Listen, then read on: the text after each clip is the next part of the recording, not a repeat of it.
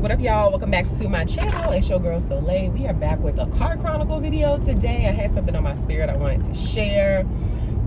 Traveling, commuting to work right now, so I just wanted to connect with you all. If you're new here, my channel is The Real SolTribe, where we just share authenticity, wisdom, we laugh, we share what's real, you know, what's going on, what's within our means to share.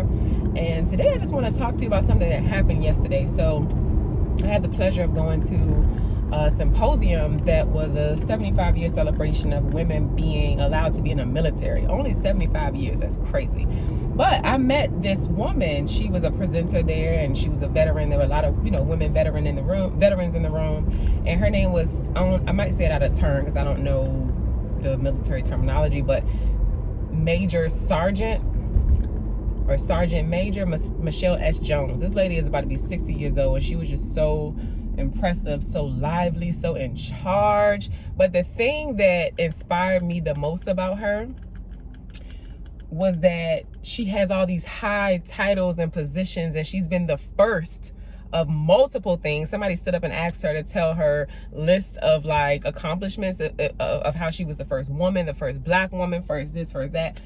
I mean, a long laundry list. And the thing that impressed me was, even with all those accolades and those firsts and those milestones, she actually talked about dating. Somebody asked her about dating in her workshop, and she talked about how she shows up in dating. And one thing that she did say, I'm going to talk to y'all about a couple different things today about dating, mental health, and asking for help in your voice. She said that, this is how I walk, this is how I stand. My glass is always crooked. I done broke the little thing. She said, this is how I walk, this is how I stand, this is how I motion. This is the military stance. That's what I got to do. And this is what I got to wear. She said, but even with that, the men, they wore this. I wore that. This was still my flavor, So she was still a woman. She was still kind of in her femininity. That job didn't allow her to be in it, but she still found ways to be in her femininity, which was really cool because she does have this deep voice, but she's a gorgeous woman. She definitely is not the most soft looking woman, but like because of her features and her voice. But that lady was dressed, had on these cute floral heels. Her suit looked like it was tailored. She had on her little gold buttons on her outfit. I'm guessing it was like some military paraphernalia. A bun, the makeup was on point. Just a gorgeous woman. Like, accessories were on point. She gets it. She knows how to be a woman, but she knows that being in the military, especially around a whole bunch of men, she had to assert herself in a certain way. And she did speak about how, like, she wasn't able to shine in her femininity as much. So she flipped the script and she talked about dating. What did sadden me was that she is her age and she's single. She said she had been single all her life, I guess because she worked so much, the first of all this stuff, right? But she said, he's coming, and I know he's coming. So I do hate to see like women that age, haven't been single for so long. But she still was very positive, and she talked about the men come. She said the men gonna come. The men have been coming. She said, but they don't always come the way that they're supposed to come. And she said, I'm not gonna settle for just anything because I'm single. And I said, well, golly, even at her age, if that's something that she's able to walk in, I was just very impressed by that. And that doesn't have to be everybody's story. It's her story. And I appreciated her rawness and her authenticity. And, she was just saying, I know how to be soft. Like, I know how to be a damsel in distress, and let a man do what he's supposed to do. She said, but there's a certain way you have to show up as a man, because I am... In a quarter mile, turn left onto 3 Chopped Road. A quote-unquote strong, independent, whatever. She said, I'm not those things because I want to be. It's because I have to be. And that's so true. And I don't think men understand that, but like women, we gonna get it done. So even if we got to get it done by ourselves, we gonna get it done and make it look easy. But it's not easy. It's a lot of work. And I just really appreciated her because she just shares so authentic. Turn left onto 3 Chopped Road. And I was pleasantly surprised by her presentation and how raw she got, and how she spoke about her role being in the military and sergeant major and all of this stuff, but as a woman, as a mother. And I was just like, wow, so impressed by that. And also she spoke a lot of life into me. A lot of the things that I've been saying on this journey as a business owner, as a new motivational and public speaker, a lot of the things that I've been saying out loud to other people and to myself, she reiterated those things. And I said, Lord, thank you for the alignment, because when I heard there was a speaker coming on there were a couple speakers. A poet came on. I connected with her. She's amazing. She may be on my podcast soon. But I was watching and listening and seeing how they present themselves and taking notes, because I know I'm gonna bring my own flavor as a speaker, as I have been doing. But you study the greats. You study success leaves clues. That's a term that I kept hearing when I opened my business. And so the people that I admire, the people that are successful, that strike me in a way like those women did yesterday, I'm paying attention to what they do. And I just made a point to talk to both of them. I actually asked one of them a question because they opened up the floor for questions after the workshop. And then the other lady I just connected with on a personal level, she has sister locks. I mean, a lot of women with sister locks. Y'all know I used to have sister locks on this channel. But I wanted to talk to you about something I said, because at a room full of women that are veterans, mental health kept coming up. And there were clearly some women in the room that more outwardly, you could tell were dealing with some mental issues, and then ones that quote unquote look normal, right?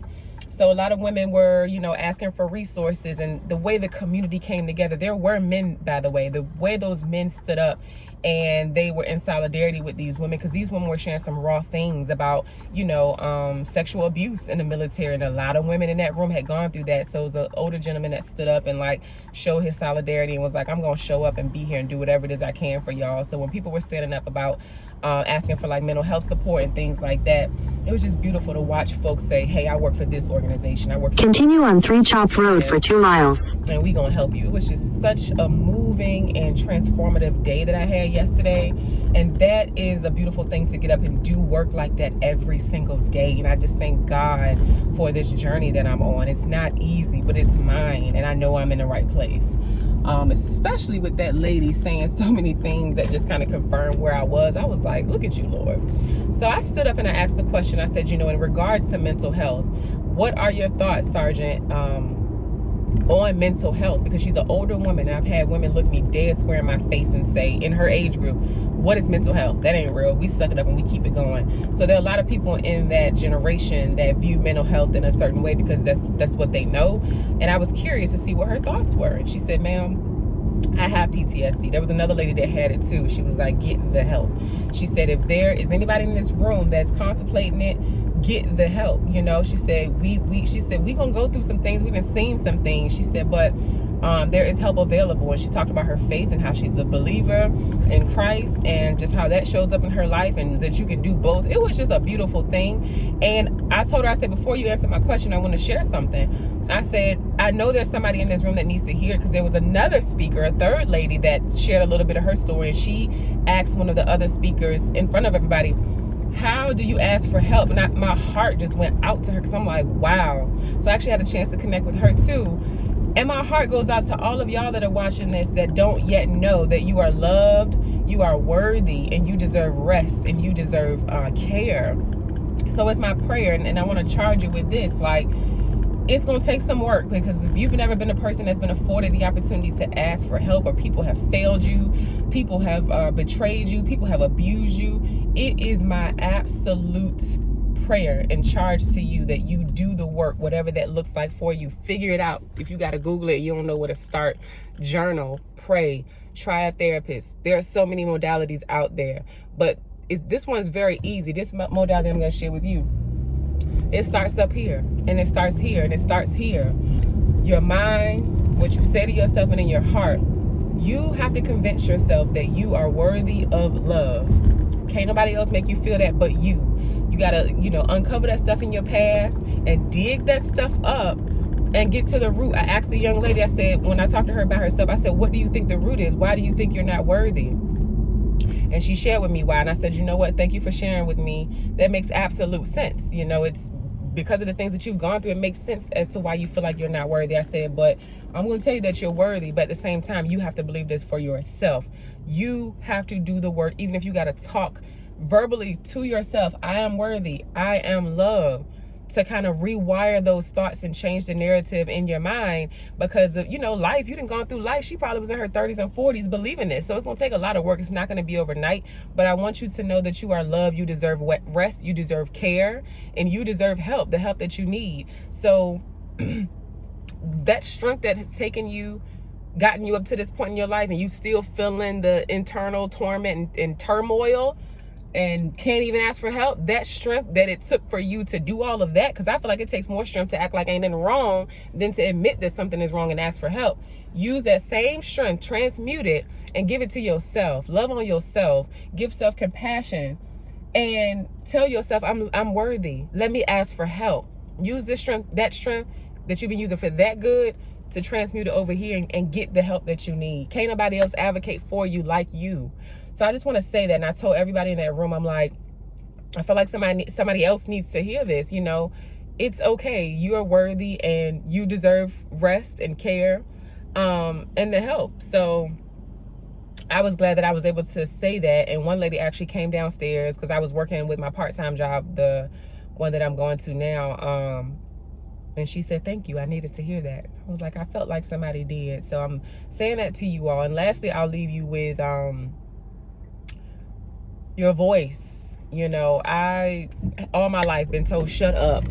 You talking too much. She did, she that, she did, she that, she did, she that. I have been too much for a whole lot of people. But guess what? Finally, I'm enough for myself, and I understand that not many people have the capacity to hold me and the things that come with me.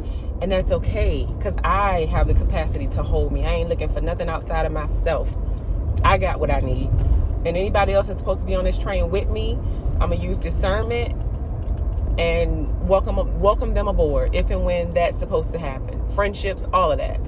I think I read somewhere that Oprah or Tyler Perry, one of them was asking each other why, Oprah had asked, T.D. Jakes, why her parent, couldn't show up for her, or why she gave her to somebody else. And T.D. Jakes' response was, because you are a gallon and your mama was a pint. She didn't have the capacity. In a quarter mile, turn right onto Cox Road. I get it. Not everybody's going to have the capacity. Not even my own mom at times has had the capacity, and sometimes still doesn't have the capacity to deal with me, to give me the things that I needed to be nurtured. And thank God for the people that have been sent my way to stand in those gaps. To stand in those gaps. So understand. Turn right onto Cox Road. That's not a slight to anybody else. It's just the truth. Some people do not have the tools to pour into you. That is okay. That's why as adults, we get to choose our family. We get to choose how to parent ourselves. We get to choose how to love ourselves. So if the longer you are in denial, in a quarter mile, turn right onto Twin Oaks Commons. The longer you are in denial, the longer you will suppress the help and the love that you delaying it. Not suppressing it, you're delaying it. So don't delay it. Use your voice, advocate for yourself, and get the help that you need. So turn right onto Twin Oaks Commons, then turn right. I'm not allowing nobody to tell me you're too loud, you're too this, you're too that. No, I'm too that for you, because I know that turn right, then your destination will be on the left. Me, hold on one second.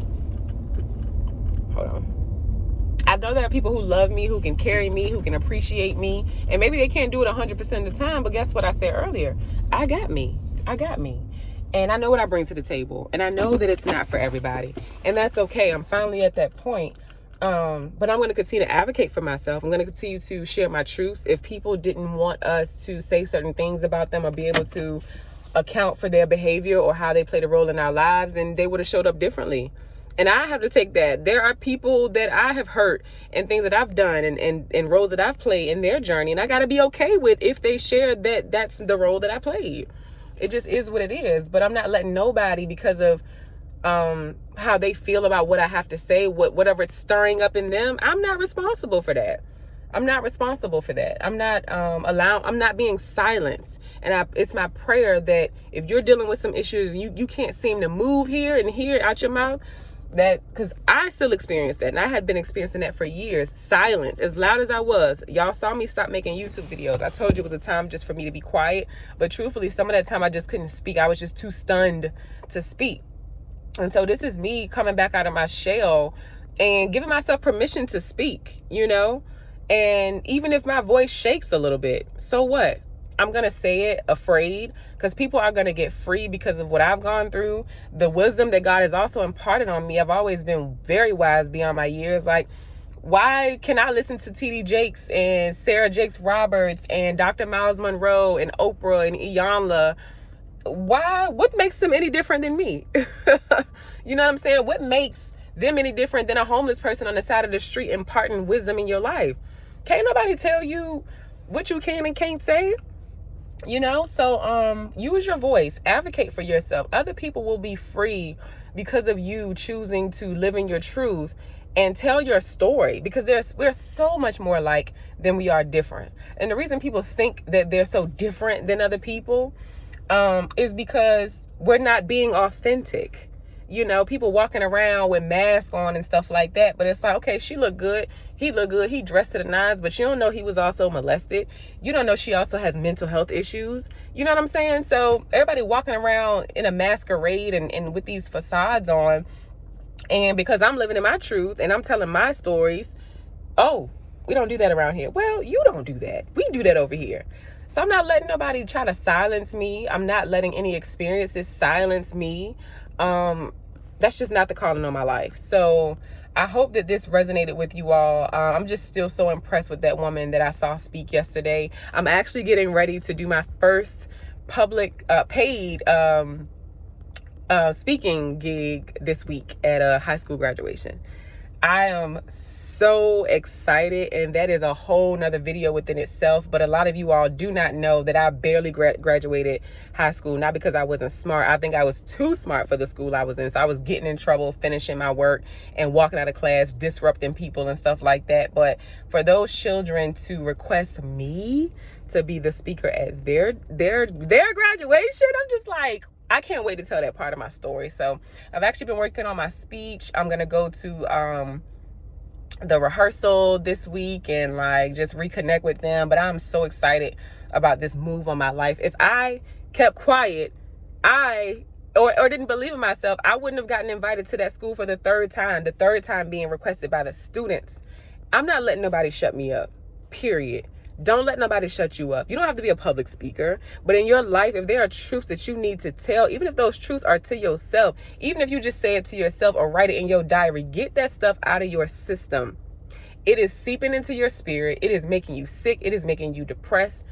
Give yourself permission to speak. Give yourself permission to transform, because that is what's going to happen when you start to speak your truth. It ain't got to be for other people all the time. It can be. But first and foremost, let it be for yourself. Don't let nobody silence you. So I hope you all have an amazing day. Definitely drop a comment down below. Let me know where you're watching from. Drop some pineapples if you made it to the end. And if there was something that specifically resonated with you, definitely let me know. Like this video, share this with somebody that needs to hear it. And most importantly, subscribe, turn your notifications on, because I've been posting, child, okay?